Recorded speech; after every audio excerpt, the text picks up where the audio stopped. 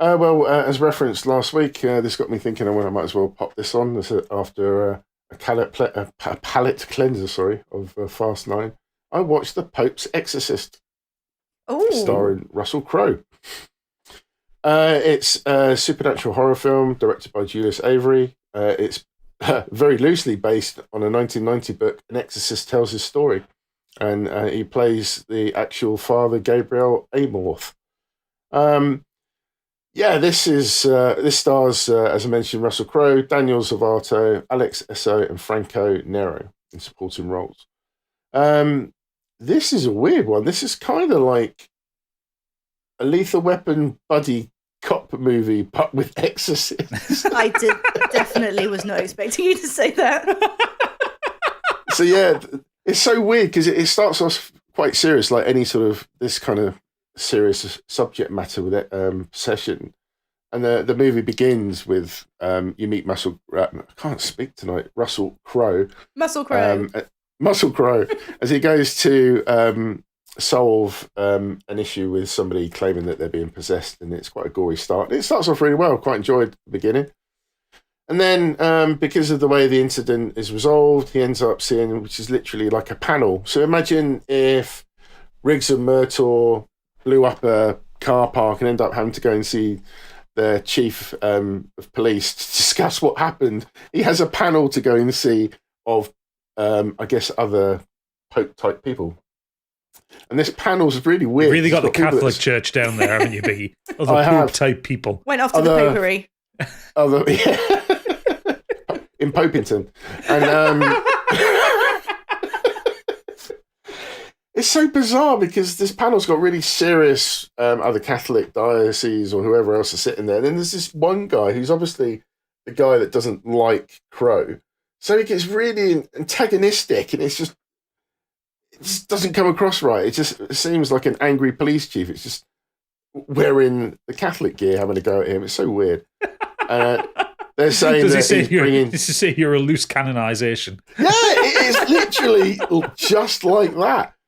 And he fobs it all off. Russell Crowe does very well. He speaks in Latin or Italian where needed. He's obviously put himself into the role, and he's very good in it. I can't knock him for that. But the rest of the movie is fine. It's just a romp where he obviously has an exorcism to deal with, which actually turns out to be true. And the demon is fantastic. I wish I'd made a note of the person that did the voice. I've forgotten to put that in. But the voice of the demon is fantastic. He has to resolve possession of a young boy in Spain. It's an American family that relocates to Spain after the father passed away in a horrible car accident, which the boy was also in. He saw the death of his father. He doesn't speak for nearly 2 years. And then obviously gets possessed and ends up having this demonic voice come out of him. Ralph Ineson does the voice of Asmodeus. Thank you. He's familiar. What's he been in? I think he's done voice work before for something. Oh, he's Finchy from The Office. He's fucking getting around at the minute. Oh, is that who that was? That's Finchy, yeah.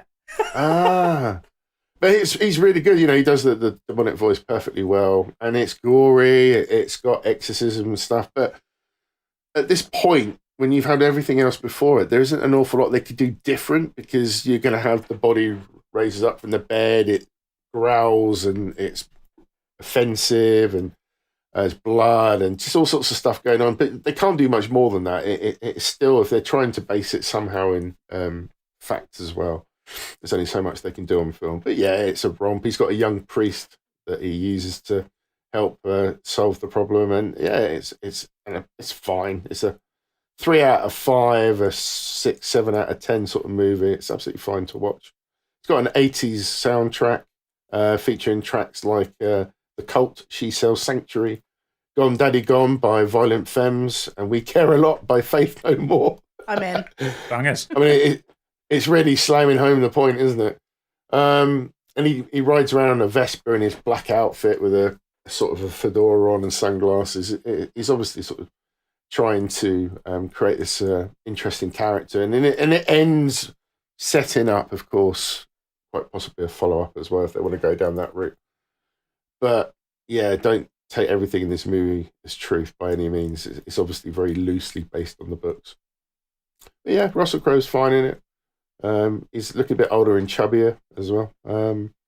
That's yeah. possibly because he's getting older. Exactly like me.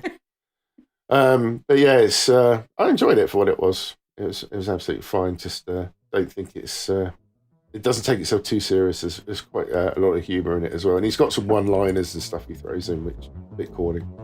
You had me at buddy cop exorcism. Yeah, it is literally the best way to explain this movie to anyone. You kind of got a rough idea what you're going to see. Do you do anything else?